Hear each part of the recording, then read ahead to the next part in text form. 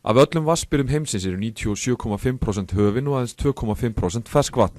Alþjóðlegu náttúruverndarsamtökin The International Union for Conservation of Nature birtu skýrslu árið 2009 þar sem kom fram spá að 2/3 hlutar heimsbyggðarinnar myndu búa við vatnsskort árið 2025. Í ítarlegri fréttaskýringu sem birtist á dögunum í Financial Times vatnsskortinn í heiminum kemur fram að búið sé við að mannkynið verði 8 milljarðar árið 2030 en það telur 7 milljarða í dag.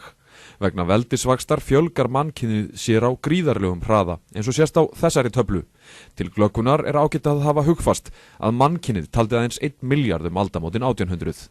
Í fréttaskýringunni í Financial Times kemur fram að það verði alvarlegur vatnsskortur í heiminum árið 2030.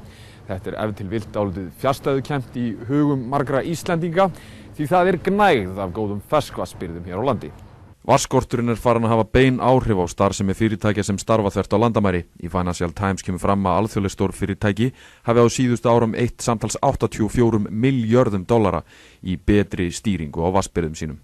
Í fréttaskýringunni kemur jafnframt fram að lausn á vatnsskortinum sé að miklu leyti í höndum ríkisstjórna, ekki fyrirtækja, því lausnin krefist betri stefnumótunar eins og betra regluverks stýringu veituvatns og snjallari notkun á frárennslisvatni.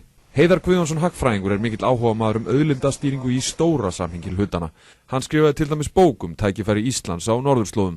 Við hérna nyrst á norðurslóðum erum blessunlega vel í sveit sett hvað þetta varðar.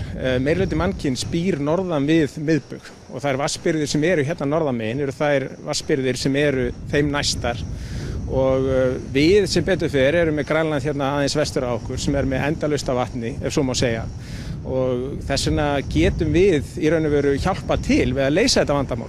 En hérna heima fyrir þá mun þetta ekki plaga okkur mikið, ég get ekki séð það. Heiðar segir að sá dagur muni koma að íslenskum börnum verði gert að skrúfa fyrir vatnið þegar þau busta tennurnar, þótt það verði ef til vill í fjarlægri framtíð. Vatnsskorturinn mun hins vegar snerta hagsmuni Íslendinga með öðrum hætti. Leið og verð á vatni hækkar alþjóðlega þegar skorturinn eykst og þá verður allt í einu fýsilegt að flytja út allt það vatn sem hérna í kringum okkur. Hefur það ekki verið talið arðbært til þessa að flytja út ferskvatn? Nei, flutningskostnaður er hreinlega verið of hár og alþjóðlega verð of lág en það allt útlit fyrir að það sé að breytast.